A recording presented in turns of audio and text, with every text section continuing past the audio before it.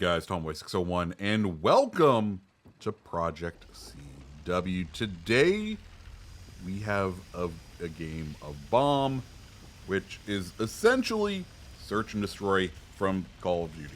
You get one life, and hopefully your team can either plant the bomb and win, or if you get eliminated, then hopefully the bomb goes off, or maybe the other team just flattens you out. Today's match, we are in Titan. This is the starting off defender tank that you can play in the game. Titan, I think, is really interesting. So you may notice when we fire a gun, there is a almost Gears of War like mechanic that allows you to speed up your reload if you hit the reload in the correct moment, which is pretty cool. It doesn't instantly do it, which is a bit odd, right? Like, it gets randomly placed somewhere on the reload, and then if you manage to hit that moment, then it will begin to reduce the reload from there, which is a bit weird just because it means your reload time overall is fairly inconsistent. Anyways, we took a lot of rockets from that attacker there. Thankfully, we hit his magazine, and we need to back the fuck off because, we're kind of low on health. We go ahead and drop the ability of Titan. It's essentially like a B-52 bombing run, and it does both an initial damage amount, but then also blocks off an area, and if you traverse that area, it does damage over time in that area. So it is useful for having to funnel. Right now, our team is doing a fairly good job as we've really run down the clock as far as getting the timer on the bomb to go down. You can see there's only 20 seconds left, which means I don't think they're going to be able to actually win this. Just one of us has to survive, and let me just say, I'm not doing the best job of that. But they don't have enough time to defuse. We're going to end up going down, and, well, bomb goes off, and we take the W for the first match. Cool. Now we're on defense. You can see what our team composition kind of looks like right here. We have a Jaeger, which is a sniper, 2 of the based assault tanks, and then I'm forgetting what the last team member is, but we are the only defender, so we do a bit of a tank job, and unfortunately, we're not going to end up doing the best of it. So, goal here is, at least on this map, it is a lot easier for the attackers to go to A. It's a lot closer to their spawn, so you tend to see tanks just head to A. And we want to get in a decent crossfire position because we know they're going to want to cross into the square. If we can do that, we should be able to get some access to some weak points. So we're going to pull in right here because you can see this guy right there just missed the shot. And then we have the attacker come out. We missed the quick reload, but he's broadside, so we'll go ahead and take the engine damage right there. He misses that shot. We get another into him, making it 2-all, and we're going to try to finish him off. But uh-oh. Hello, Mr. Jaeger. Getting surrounded like this, not great. I will say Jaeger, while it is a sniper, it does have a very good ability to surround and cause chaos and just kind of overwhelm people like that. We go ahead and just call it airstrike in on ourselves, get a couple of extra damage points, but we're going to end up going on to lose that round. So 1-1 all, back on attack. Let's see if we can manage to get something done here. Like I said earlier, A tends to be the go-to location on these.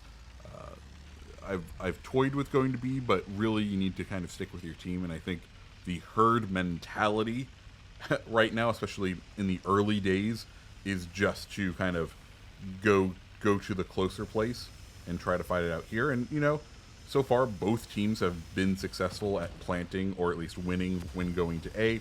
So this checks out. We're going to try and get to a similar location where we can get those crossfires established as we hit a beautiful shot on that assault tank and tank a good chunk of his damage as his buddy right here pops out.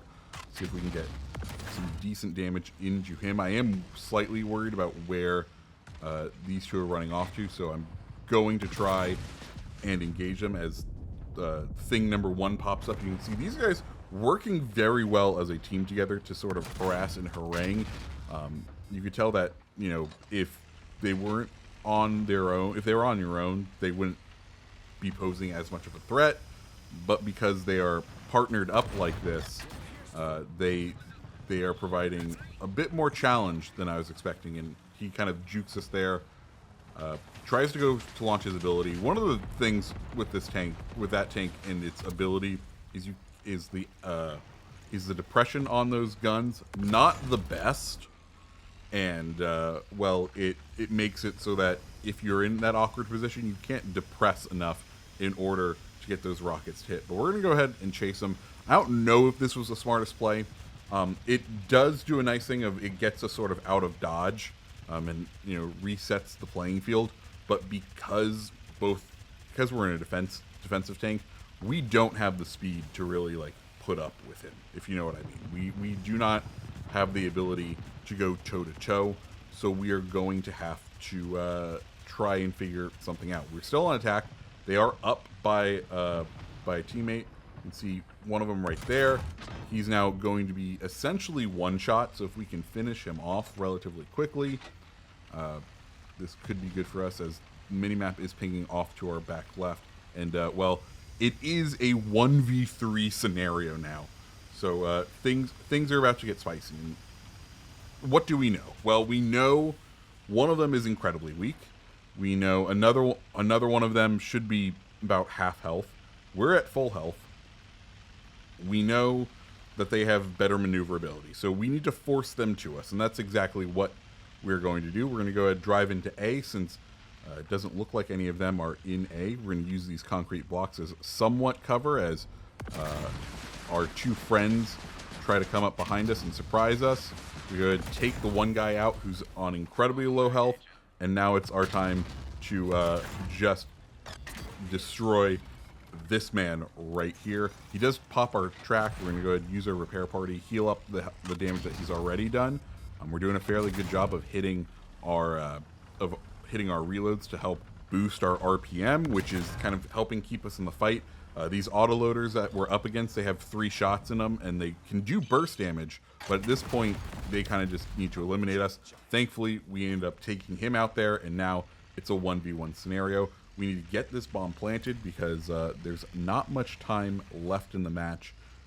So if we can get it planted, we can kind of force the game into a metaphorical overtime. So bomb planted, we now have 2 minutes left in the match, and we're going to try to take up position. We know the last guy is a sniper, so he's going to prefer sort of longer lines of sight. So we're going to get clear of the initial bomb site and get into this little spot right here.